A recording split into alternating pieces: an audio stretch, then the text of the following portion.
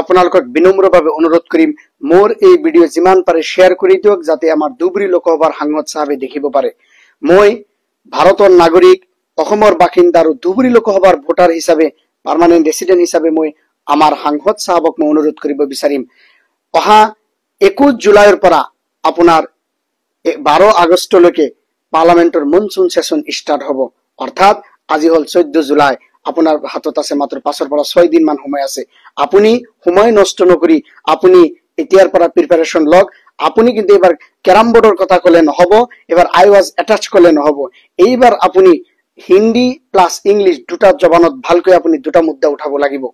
আপোনাৰ এটা মুদ্দা হল, মই আপোনাক বিনম্ৰভাৱে অনুৰোধ কৰিম আপোনাৰ পাৰ্টিৰ পৰা লাগভাগ মিনিমাম 30 মিনিটস আপুনি লব লাগিব। এটা টপিকৰ ওপৰত 15 মিনিট কৰি আপুনি এটো লেকচাৰ দিব লাগিব যাতে পুৰা ন্যাশনাল ইন্টাৰন্যাশনাল মিডিয়ায় যাতে কভাৰ কৰে মানুহে যাতে জানিব পাৰে। প্ৰথম টপিকটো হল নোম্যান্স ল্যান্ডে যে মানুহ পুশব্যাক কৰা হল ৰাতে ৰাতে আপনাৰ ধুবুৰী, গোৱালপাৰা, বৰপেটা, বঙাইগাঁও অৰ্থাৎ 26 লাখ ভোট ৰিপ্ৰেজেন্ট কৰে আপনাৰ ধুবুৰী লোকসভা। এৰ পৰ কিমান মানুহ আপনাৰ ৰাতে ৰাতে উঠাই ডিটেনশন ক্যাম্পৰ পৰা নোম্যান্স ল্যান্ডক পুশব্যাক কৰা হল আৰু কিয় কৰা হল, সিহঁতৰ article 21 right to life with dignity violate কৰা, হিউম্যান ৰাইটস ভায়োলেট কৰা, আকৌ পুশব্যাক কৰাৰ পিছত আকৌ উভতাই লৈ আল, কিয় ইমান ফিজিক্যালি আৰু মেন্টালি হেৰেস কৰা হল, এটো জিম্মাদাৰি কোন হয় আৰু কিয় কৰা হল মানুহক এনেকুৱা আৰু চুন কর মুসলমান লোগোকো। তো আপুনি এটো ministry of home affairs plus external affairs foreign ministry তো কি স্ট্র্যাটেজি আছে, কি ডাটা আছে, তথ্য আছে আৰু কিয় কৰা হল, আৰু আপোনাৰ খায়ৰুল ইসলাম টিচাৰ সুপ্ৰিম কোৰ্টেৰ অৰ্ডাৰ আপনি ৰেফাৰেন্স দিব লাগিব যে সুপ্ৰিম কোৰ্টেৰ অৰ্ডাৰ থাকাৰ পিছত এনেকুৱা কৰা হল, কন্টেম্প্ট অফ কোৰ্ট কৰা হয়েছে, এটু ক্ষেত্ৰত সেন্ট্রাল গভর্নমেন্টের কি রায় আপনি এটু খুদিব লাগিব, কারণ এক্সটার্নাল এফেয়ার্স একটু সেন্ট্রাল গভর্নমেন্টের আন্ডারত আহে। 2 নম্বর হল আপনার লোকসভার আন্ডারত বৰপেটা, ধুবুৰী, গোৱালপাৰা, হাছিলা বিলত, আপনাৰ চৌৰুৱাবাকৰা, সন্তেশপুৰ আৰু আপনাৰ পাইকানত যে ইভেকশন হল পৰা 40,000 ওপৰত মানুহ বেঘৰ হল, আপনার লোকসভার আন্ডারত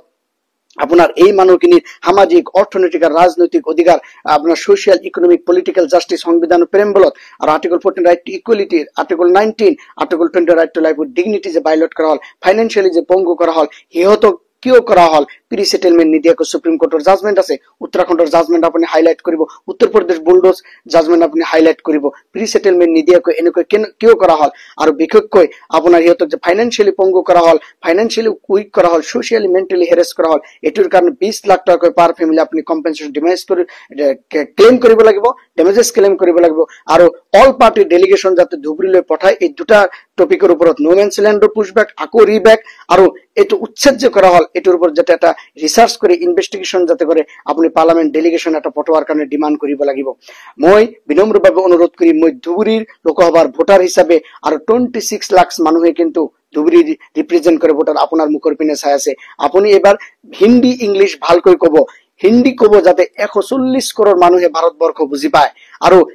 उसके अलावा दूसरे ममालिक में जितने हिंदुस्तानी भाई और बहन रहते हैं, London, America, Paris, Canada, Australia, New Zealand, दुनिया में हर एक कोने कोने में रहते हैं, ताकि वो लोग समझ सके कि आप लोग क्या कह रहे हैं और आपके सत्र में धुबरी में क्या हो रहे हैं। दूसरी बात है कि आपको ऐसा इंग्लिश बोलना पड़ेगा ताकि इधर मीडिया कवर करे, আপনার মিডিয়া যাতে কভার করে, আপনার ইন্ডিয়ান মিডিয়া হোক, ফরেন মিডিয়া হোক, so that they cover the news what you are telling in the floor of the house in the Lok Sabha and what is going on in the state of Assam, especially in our Dhubri Lok Sabha, Dhubri as well as in Goalpara, Borpeta and Bongaigaon. আৰু এটো financially আৰু আপোনাৰ socially economical rights কেনে eviction কৰি pre settlement নিদিয়াকৈ violet কৰা হল, আপুনি এটো হাইলাইট কৰিব লাগিব যাতে মিডিয়াই কভাৰ কৰে। এখানে মই বিনম্ৰ অনুৰোধ কৰিম আপোনাৰ পিয়াৰ পৰা, আপনাৰ ৰিসাৰ্চ টিমৰ পৰা এতিয়াও সময় আছে, 1 সপ্তাহ সময় আপোনাৰ হাতত আছে, আপনি ৰিসাৰ্চ টিম লৈ ৰিসাৰ্চ কৰক আৰু বেলেগ কোনো টপিক কবই নালাগে, এই দুটা টপিকেৰ উপৰে কিন্তু আপনি কব। আৰু যদি আপনি কব নোৱাৰে তেনেহলে আপনি ফেইলাৰ এমপি, আপনি আপনাৰ যেটু দায়িত্ব আপনি পালন কৰিব নোৱাৰিলে আপনি রিজাইন দেওয়াই ভাল হ'ব। 26 লাখ ভোটার আপনার পিনে কিন্তু চাই আছে আর আপনার 10 লাখ ভোটত জয়ী হয়েছে বলে বারবার মিডিয়াত কৈছে, নিউজত কৈছে, যিদিনাখন আপুনি জিতিছিল আমার মনত আছে। আপুনি মই ধুবুৰী ভোটাৰ হিচাপে শিক্ষিত যুৱক হিচাপে মই আপোনাক কৈছো, সংবিধানৰ নলেজটো ভালকৈ জানি যাব। আৰ্টিকল 14, আৰ্টিকল 19, আৰ্টিকল 21, 26, 29 আৰু 30 মাইনৰিটি ৰাইটস কোৱা হৈছে 29 আৰু 30 আপুনি ভালকৈ প্ৰিপাৰেচন কৰি আপুনি এবাৰ পাৰ্লামেন্ট মনসুন সেশন 1 সপ্তাহৰ পিছত ষ্টাৰ্ট হ'ব, আপুনি ভালকৈ ৰিপ্ৰেজেন্ট কৰিব লাগিব।